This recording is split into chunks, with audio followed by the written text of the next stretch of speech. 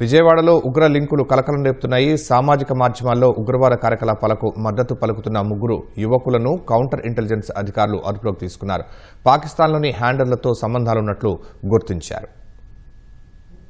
పాకిస్తాన్లోని హ్యాండ్లర్లతో సంబంధాలు ఏర్పరచుకుని సామాజిక మాధ్యమాల ద్వారా ఉగ్రవాద కార్యకలాపాలకు పాల్పడుతున్న మొహమ్మద్ రహమతుల్లా షరీఫ్, మీర్జా సోహెల్ బేగ్, మహమ్మద్ డానిష్లను కౌంటర్ ఇంటెలిజెన్స్ విభాగం అధికారులు టాస్క్ ఫోర్స్ బృందం విజయవాడలో అదుపులోకి తీసుకున్నారు. వీరు ఇన్స్టా, టెలిగ్రామ్ సహా పలు సామాజిక మాధ్యమాల ద్వారా యువతను ఉగ్రవాద భావజాలం వైపు ఆకర్షిస్తున్నట్లు గుర్తించారు. ఉగ్రవాద రిక్రూట్మెంట్, జిహాదీ కార్యకలాపాల కోసం అవసరమైన నిధుల్ని వీరికి పాకిస్తాన్లోని హ్యాండ్లర్లు సమకూరుస్తున్నట్లు నిఘా వర్గాలకు సమాచారం ఉంది. ఏపీలోనే కాకుండా దేశంలోని వివిధ ప్రాంతాలకు చెందిన యువకులతో వీరు గ్రూపులు ఏర్పాటు చేసి అందులో ఉగ్రవాద భావజాలాన్ని వ్యాప్తి చేస్తూ వారిని జిహాద్ కోసం సన్నద్దమవ్వాలంటూ పురిగొలుపుతున్నట్లు కౌంటర్ ఇంటెలిజెన్స్ సెల్ తేల్చింది.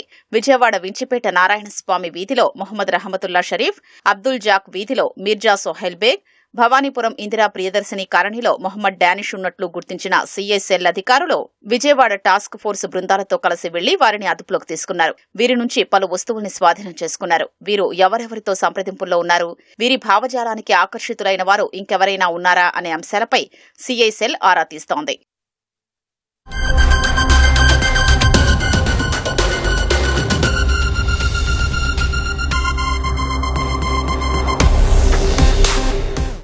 వీరిలో మొహమ్మద్ రహమతుల్లా షరీఫ్ ర్యాపిడో, ఊబర్, ఓలా బైక్ డ్రైవర్గా, సోహైల్ బేగ్ ఓ బిర్యానీ దుకాణంలో క్యాషియర్, డానిష్ ఆటోనగర్లో లేజర్ మార్కింగ్ వర్కర్గా పనిచేస్తున్నారు. విజయవాడ వన్ టౌన్లోని ఓ మసీదు వద్ద వీరికి పరిచయం ఏర్పడింది. తరచూ అక్కడే కలుసుకునేవారు. దేశవ్యాప్తంగా వీరితో మరో 10 మందికి సంబంధాలు ఉన్నట్లు గుర్తించారు. రహమతుల్లా షరీఫ్ పేలుడు పదార్థాల తయారీ, వాటిని ఎలా వినియోగించాలనే దానిపై ఇంటర్నెట్లో సెర్చ్ చేసినట్లు కౌంటర్ ఇంటెలిజెన్స్ సెల్ అధికారులు గుర్తించారు. అతని సెల్ ఫోన్ స్వాధీనం చేసుకుని పరిశీలించగా అందులో పేలుడు పదార్థాల కోసం వివిధ రూపాల్లో అన్వేషించినట్లు గుర్తించారు. ఇంకా ఏ సమాచారం కోసం అతడు వెతికే ప్రయత్నం చేశాడు అనే విషయంపై ఆరా తీస్తున్నారు. సిఐసెల్ అధికారులు విజయవాడ టాస్క్ ఫోర్స్ బృందాలతో కలిసి వించిపేటలోని రహమతుల్లా షరీఫ్ ఇంటికి వెళ్లినప్పుడు మీరొస్తారని తెలుసని సోషల్ మీడియాలో పోస్టులు పెడుతున్నందుకే వచ్చారు కదా అని చెప్పినట్లు తెలిసింది.